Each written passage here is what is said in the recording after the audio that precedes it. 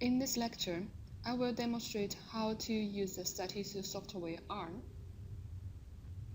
I already opened the R software. You can see the R console here. First, I will create a variable x and assign certain value to the variable. Assign numerical value to this variable.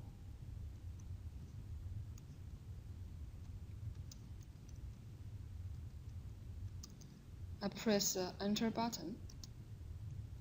We can see the value of this variable is 6. We can assign text to a variable, use a quotes.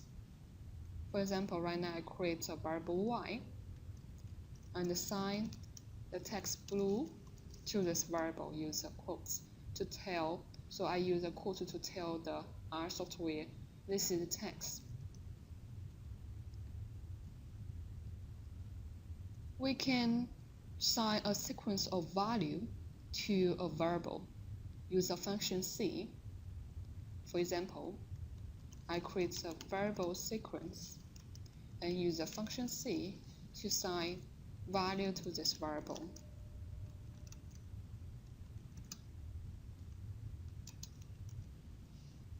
Press the Enter button. Let's take a look at this variable. So we have the value 1, 2, 5, 7, 10. As I mentioned before, the R software is case sensitive. So if right now I type the capital S sequence, let's take a look at what happened. So there is an error. It says object sequence not found.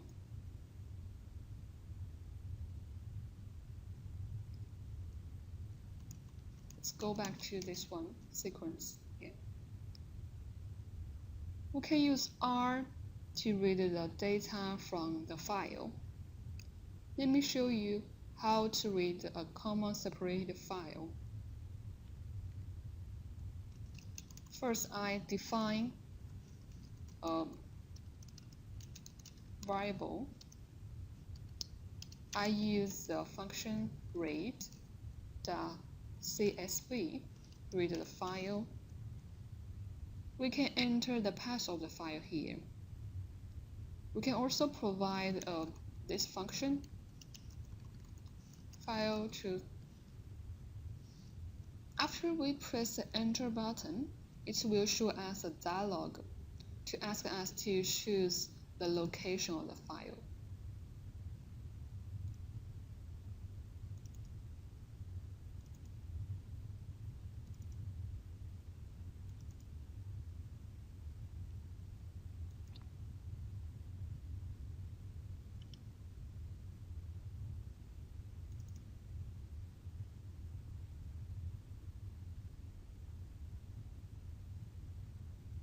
Here I choose the monthly data.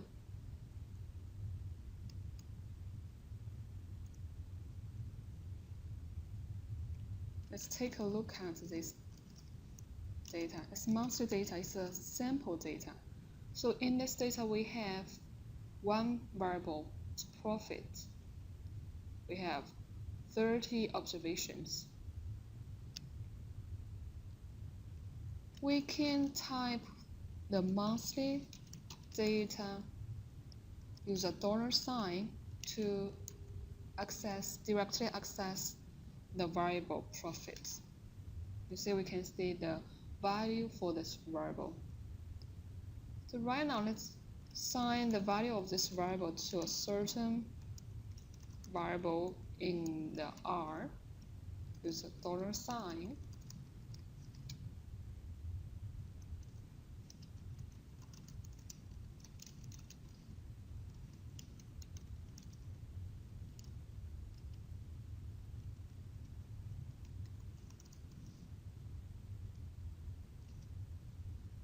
Let's take a look at this.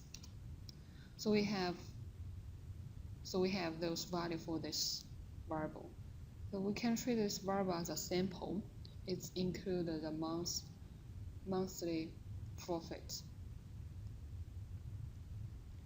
We can calculate the statistic for this variable.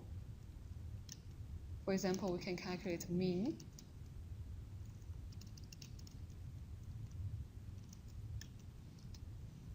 It's 23,000. We can calculate a median.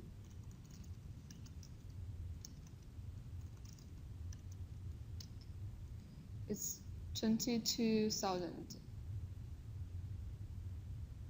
We can calculate a variance, use the function VAR.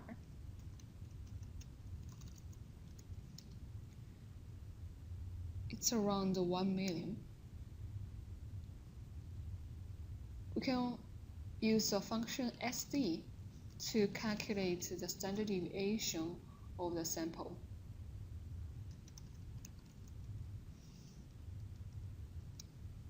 So we have standard deviation around 1,000. If we want to see the distribution of the sample, we can use a histogram.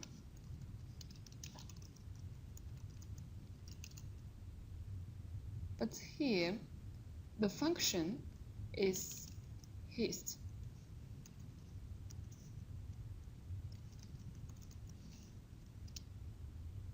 You can see the graph. This graph shows the shape of this distribution and also show the frequency for the variable, for the value.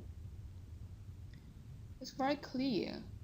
We can see from the value between the 20,000 to 21,000, we have the one observation. From 21,000 to 22,000, we have two observations.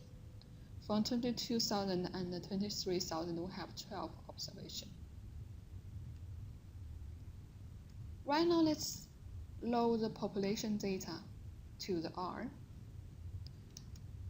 We define the data as yearly data. Use a function read we discussed before.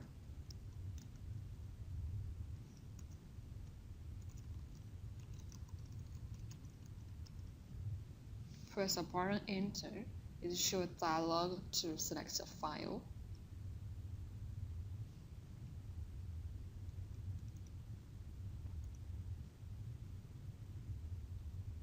Let's take a look at this population.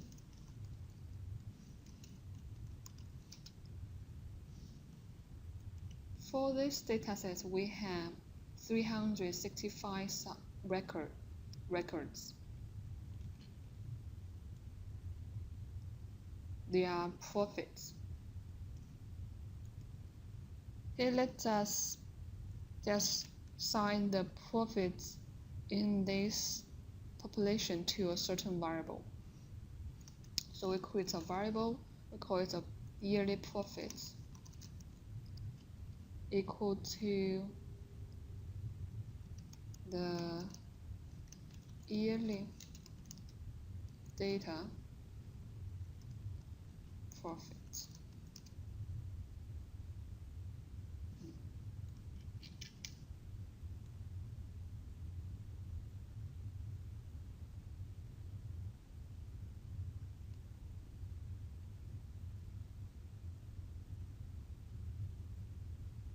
Yeah, I actually use a $sign here.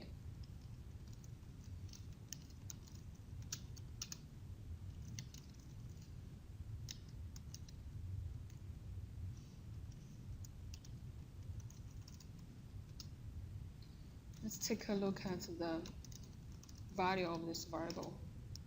So we have 365 observation to show all those value for this variable. We can calculate the mean of the population. Use the function mean.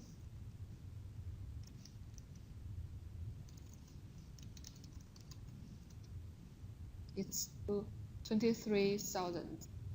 We can calculate the mean of the sample again to compare them. So we have the sample mean is 23,000, around 23,000 as well. Suppose here we want to test whether the difference in the sample mean and the population mean is significantly. We use a function t-test.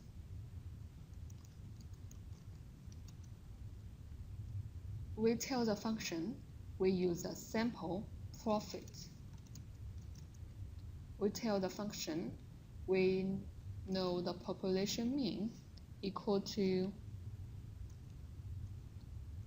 23,104.51. At the same time, we need to tell the function the alternative hypothesis. We tell the function we use the two-tailed alternative hypothesis. Here we use a two sides. Again, for this inputs, the first we tell the function the sample we use and the population mean. We tell the function the alternative hypothesis is two-tailed alternative hypothesis. So we didn't specify the direction. Press the button enter. We can see this shows one sample t-test. We can see the t-value, degree of freedom, p-value. We can see the confidence interval and also the mean of the sample. The t-value here is negative 0.39 around. And the degree of freedom is 29 because we have the observation for the sample is 30. The degree of freedom for the t-distribution is equal to the number of observations in the sample minus 1. If we set 95% confidence, we do not reject the null hypothesis because the p-value is bigger than the 0.05. If we set 99% confidence, we do not reject the null hypothesis because the p-value is bigger than the 0.01. We assume there is no significant difference between the population mean and the sample mean.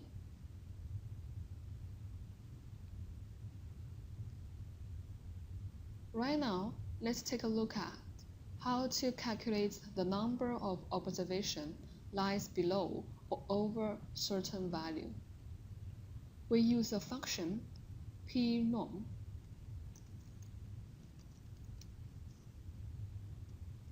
For this function, we assign value to indicate the percentage of population lies below the value in the standard normal distribution.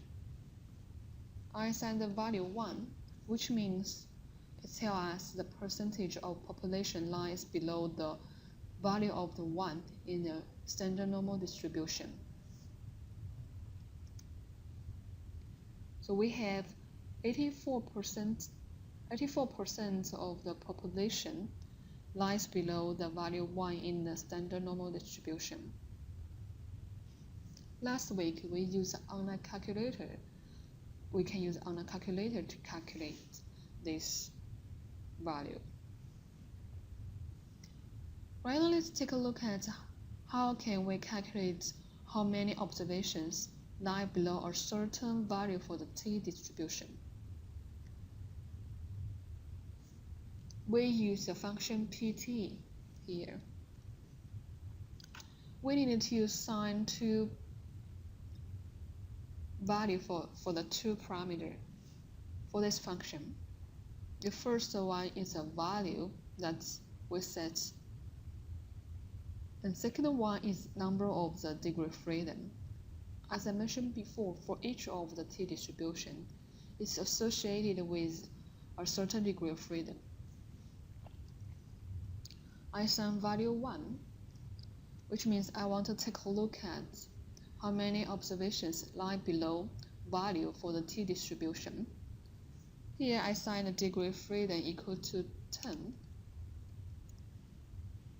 which means I want to see how many observations lie below the value 1 for the t-distribution with degree of 10 freedom.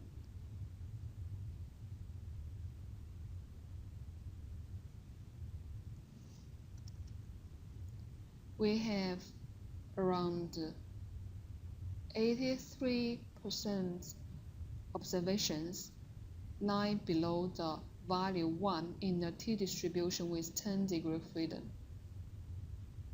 You may notice the value for the normal distribution and the value for the t-distribution, they are close to each other. It's because, as we mentioned before, t-distribution is close to the normal distribution when the degree of freedom increased.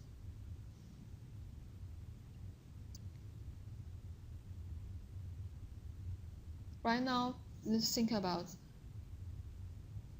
how to conduct the test we discussed in the lecture. I will select the sample data from the file. My name is sample data 1. I use a function read.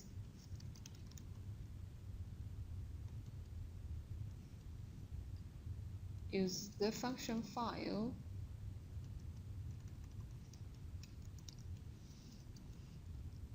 I can choose the sample data. So I use the function read CSV to read the comma separated file. After pressing the enter button, it shows us a window to ask us to see the data. Let's see this sample file. We have 80 observations. We can use the function head to just see the few observations in this sample.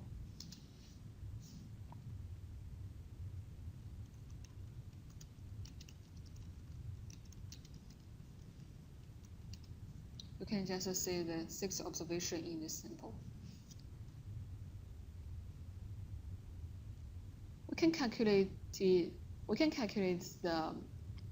Before calculate the statistics for the sample, let's first create a variable and assign the sample to this variable.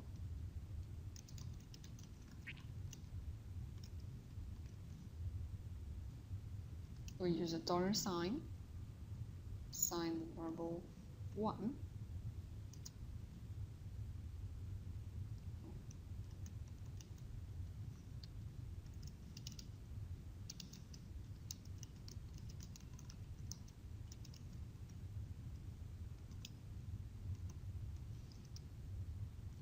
We can see this sample type the xy. So the x1 we have all those values for this variable. We can calculate the mean for the sample. So it's 153. By now, let us calculate the confidence interval for the variable x1. We want to see what's a possible value for the population mean with a confidence level 95%. To do that, the confidence interval is related to the t-test, so we use the t-test function.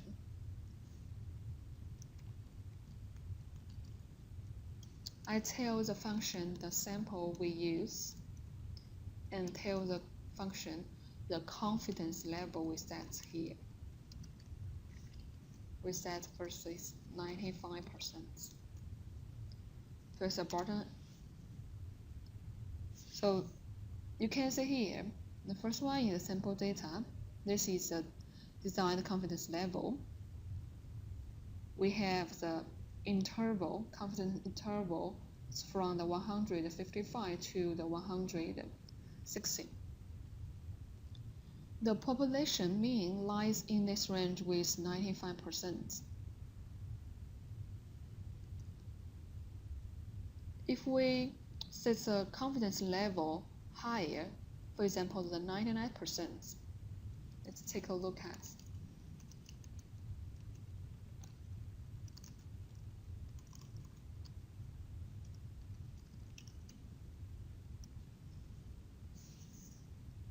We can say the confidence interval for the 99%.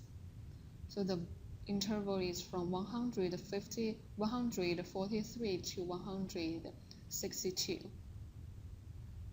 You may notice the 99% interval is wider or larger than the 95% interval.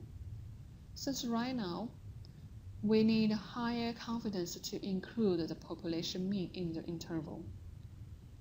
We have 99% sure that this interval contains a population mean. So we need to have more value, more possible value.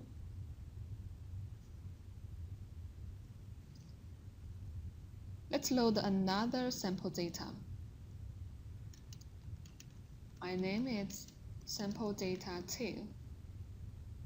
Use a function read CSV.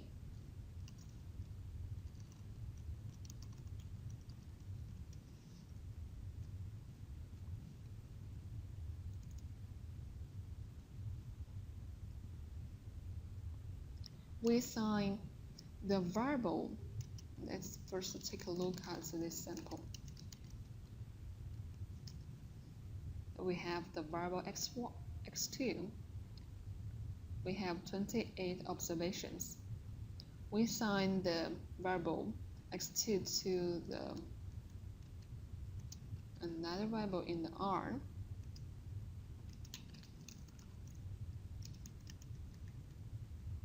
Use a $sign.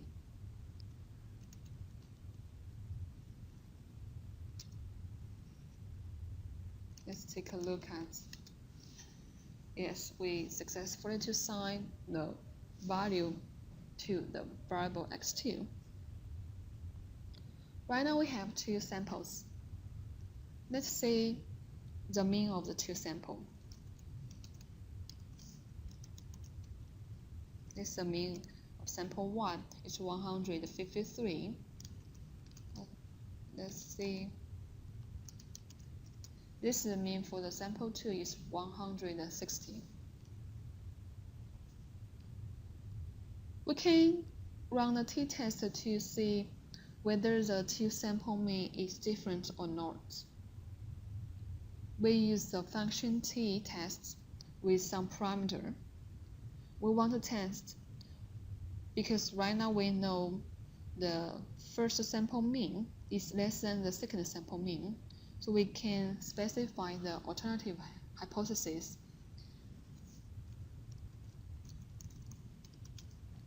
We tell the function the first sample is x1, second sample is x2. We tell the function the alternative hypothesis is one-tail hypothesis.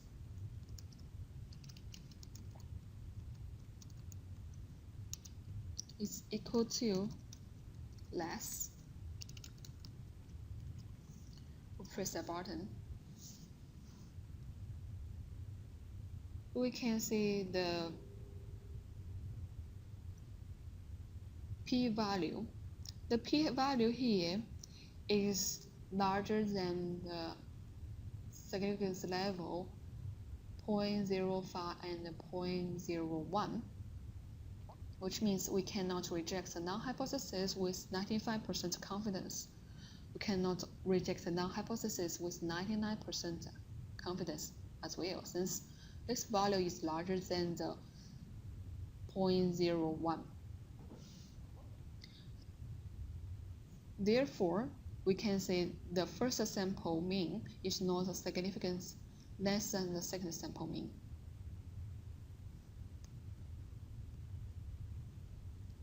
How to conduct the dependency tests? First, let's load the data.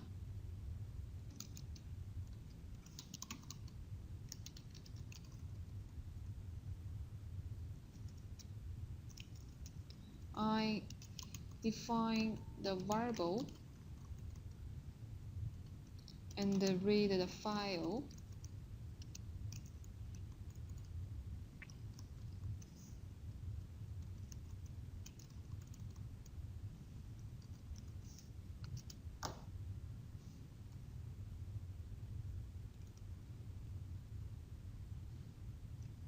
Let's take a look at this.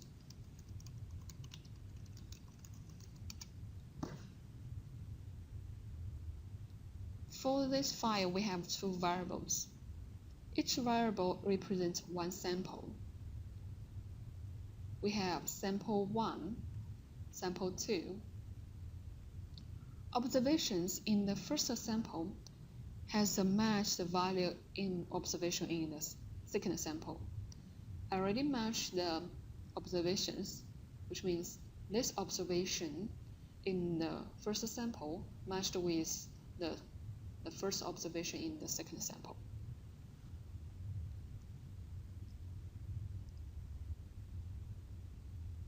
We have 25 pairs observations. Since the two samples are dependent with each other, we need to use a dependent sample t-test. First, let's sign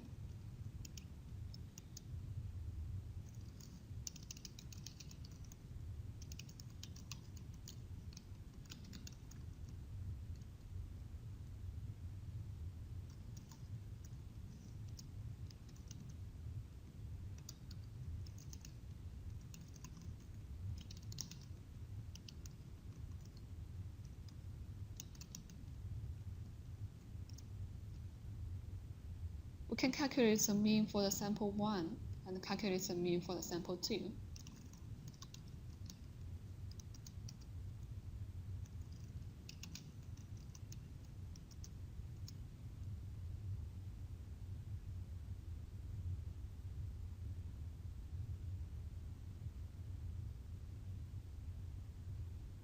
There's a warning.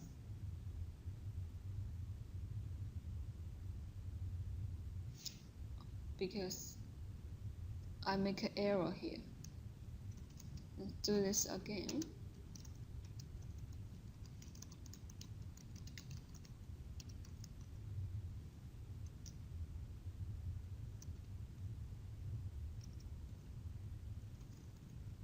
Calculate the sample mean for the second sample. So we have the first sample, the mean around 231. This sample, the second sample, the mean is 228. Right now we will test the difference between the sample means. We use the t-test function as well. We tell the function the sample 1 and the sample 2. Because here we use a dependent sample t-test. We need to tell the t-test function. We use the dependent sample test. Here we use a paired unsigned value truth. We also need to tell the hypothesis, the alternative hypothesis to the t-test function.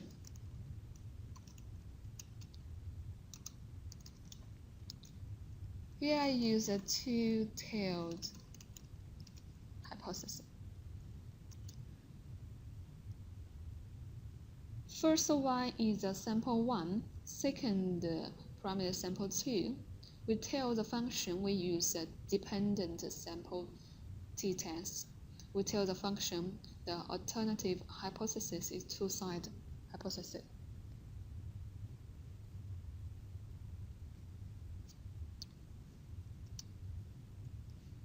So here is paired t-tests. The p-value here is quite high. It's larger than the 0.01 and 0.05, which means we do not reject the null hypothesis with 95% confidence and 99% confidence. We can conclude that the mean of the first sample is not different from the mean of the second sample.